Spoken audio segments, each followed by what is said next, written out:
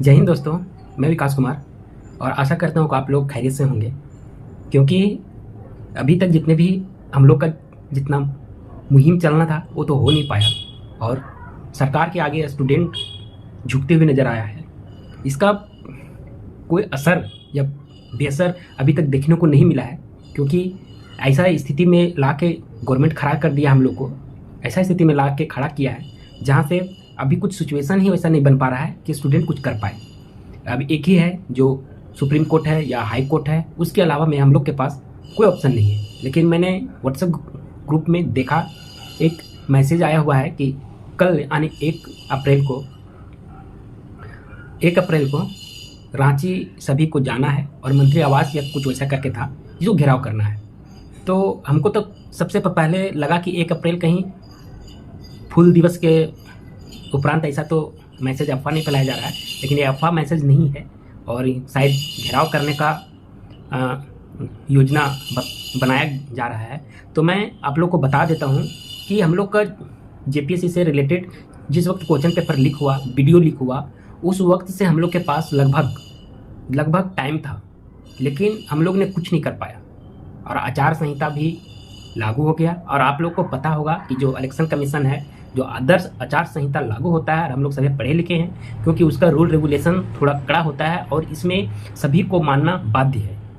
जहाँ तक मेरी जानकारी के अनुसार है कि ये आदर्श आचार संहिता एक ऐसा चीज़ है जहाँ पे हम एक समझिए, जैसे ही इलेक्शन कमीशन चुनाव का डेट का घोषणा करता है, वैसे ही ये समझिए कि सभी जगह जहाँ जहाँ इलेक्शन है सभी जगह लागू हो जाता है और लागू होते ही 144 धारा साथ ही लागू होता है। आचार संहिता के जैसे ही लागू होगा वैसे ही 144 धारा लागू हो जाता है और 144 धारा का मतलब होता है कि आप 4 से 5 स्टूडेंट भी या कोई भी आम पब्लिक एक साथ आप लोग कहीं बैठ नहीं सकते हैं, कहीं जमा नहीं हो सकते हैं, ऐसा प्रावधान है।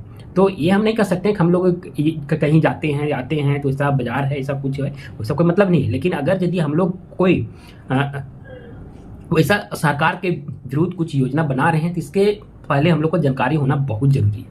और बिना जानकारी लिए अगर यदि कुछ हम लोग वैसा का कदम उठाते हैं तो उल्टा हम ही लोग को पड़ेगा, ये भी हम लोग जानते हैं, क्योंकि सरकार हम लोग का स्टूडेंट सही से भी खपा है और अगर यदि उनको हम लोग और कुछ करने जाएं तो इसके उपलक्ष्य में प्रशासन है वो हम लोग को खदेड़ेगा ही खदेड़ेगा। इसलिए इसके लिए हम लोग के पास एक ऑप्शन है कि कोई भी घेराव करने जाना है तो सबसे पहले ऑर्डर लेना होगा और शायद ऑर्डर हमको लगता है कि मिलेगा नहीं। जहाँ तक मेरी जानकारी है कि धरना प्रदर्शन का ऑर्डर नहीं मिलेगा, क्योंकि जब तक चुनाव खत्म नहीं होगा तब तक ऑर्डर ना के बराबर आप समझिए कि नहीं मिलेगा। और हम लोग के पास ऑप्शन था जिसमें एग्जाम हुआ था, अगर यदि सीजीएल के आधार पर, जैसे सीजीएल का पेपर लीक का मामला जैसे आया वैसे 1 या 2 दिन के बाद हमारा जितने भी छात्र संघ थे वो सब एकजुट होकर के रांची में जाकर जेएसपी ऑफिस के सामने जाकर के धरना प्रदर्शन विशाल रैली हुआ था। वैसा ही इसमें होना था लेकिन नहीं हो पाया।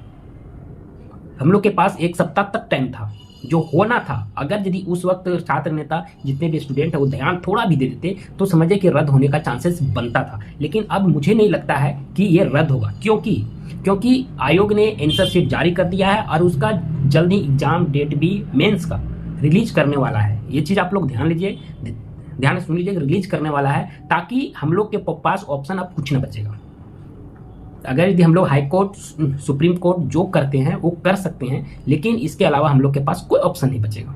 इसके अलावा कि हम लोग कुछ सरकार के विरुद्ध कर सकते हैं या जैसे के विरुद्ध कर सकते हैं, कुछ नहीं बचेगा, क्योंकि वो मेंस के एग्जाम लेगा ही, लेने के बाद रिजल्ट देगा, रिजल्ट देने के बाद इंटरव्यू बुलाएगा। इतना प्रक्रिया होने के बाद अगर यदि हम लोग सोच रहे हैं कि वैकेंसी को वो कैंसिल करेगा तो ये मूर्ख सोचना है, नहीं होगा, बाद में नहीं होगा। कोई भी छात्र संघ अगर यदि कहता है कि बाद में कैंसिल करवा देंगे तो मेरे हिसाब से है कि नहीं होगा, क्योंकि आज मैं लगभग 25-26 साल का हूँ, ठीक है, और लगभग 15 साल के जैसे उम्र होता है मैट्रिक लिखने के बाद हम झारखंड में रह रहे हैं और झारखंड का परिवेश से अवगत हैं कि ऐसा हालत कभी बना ही नहीं है कि जितने भी अभी तक एग्जाम हुए हैं गवर्नमेंट के आधार पर, जितने भी एग्जाम गवर्नमेंट लिया है, चाहे इसका हो या किसी भी सरकार का हो, लेकिन आज तक हम लोग जो प्रोसेस चल गया है वो रद्द नहीं हुआ है।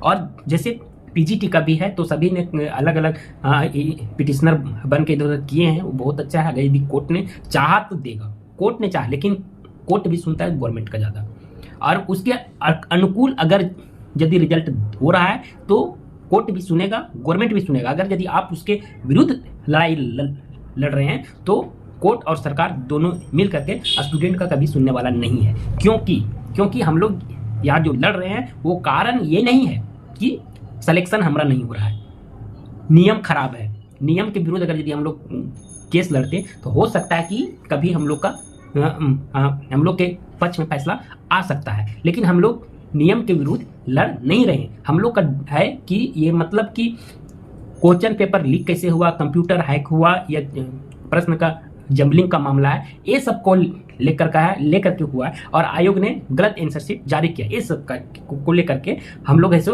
लड़ रहे हैं, जो कि आगे चल करके कहीं ना कहीं हम लोग को कमजोर करने में सरकार सक्षम होगा, क्योंकि वो नहीं चाहता है। अगर यदि वो चाहता कि हाँ ठीक है, अगर यदि आप लोग स्टूडेंट इतने हैं और लग रहा है कि हाँ इसमें है जो धांधली हुआ है, अगर यदि हुआ है तो इसका जांच होना चाहिए, तो समझिए कि ये जांच एक छोटा सा प्रोसेस है जो सरकार के लिए बहुत इजी वे है। अगर यदि वो चाहे तो इसको एक सप्ताह में भी सभी जितना भी है सेक्टर लोग को लाइन में खड़ा कर सकता है, लेकिन खड़ा करेगा नहीं। SIT का टीम का गठन होगा, वो प्रोसेस अगला लगाएगा, वो अगला प्रोसेस लगाएगा। इसी तरह चलते चलते वो सबका जितने भी वैकेंसी का है ज्वाइनिंग हो जाएगा, सब कुछ हो जाएगा, ज्वाइनिंग वगैरह जितना है सब प्रोसेस हो जाएगा। ज्वाइनिंग करने के बाद हम लोग को पता है कि और स्टेट में हो सकता है कि हटा दिया जाएगा, लेकिन झारखंड एक ऐसा स्टेट है जहां का सरकार ऐसा है कि कभी भी ज्वाइनिंग के बाद आज तक किसी को हटाया नहीं। हम लोग का दुर्भाग्य है, ये खुशी की बात नहीं है, दुर्भाग्य है। और ये बात सबको एक्सेप्ट करना होगा कि यही हकीकत है।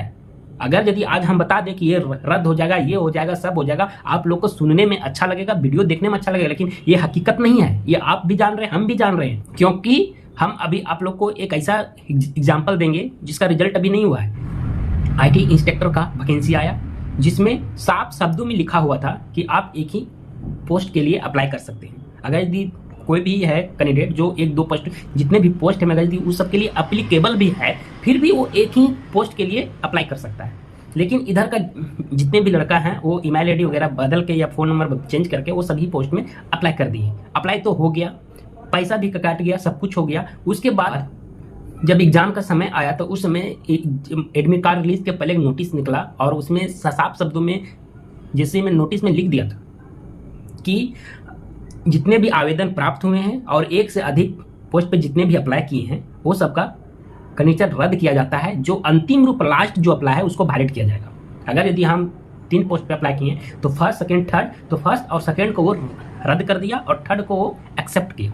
तो यहाँ तो वो हो गया। और उस आधार पर हमारा 310 कैंडिडेट थे जो डबल ट्रिपल में अप्लाई किए थे, वो सबका रद्द हुआ। रद्द होने के बाद हम लोग का एग्जाम भी हो गया। एग्जाम में तो सबको पता है कि कैसा एग्जाम हुआ, धांधली तो वहां तक पहला धांधली हुआ। सेकेंड धांधली अब हो रहा है कि नोटिस निकालने के बाद, रद्द करने के बाद भी अब आयोग ऐसे मानवता दिखा रहा है। सुनने में वहां जितने भी हमारे जो टीम के मेंबर जाते हैं हम लोग का संगठन का, वो कह रहे हैं कि JSSC है, मानवता दिखा रहा है और कह रहा है कि हाँ वो सबको भी मौका दिया जाना चाहिए।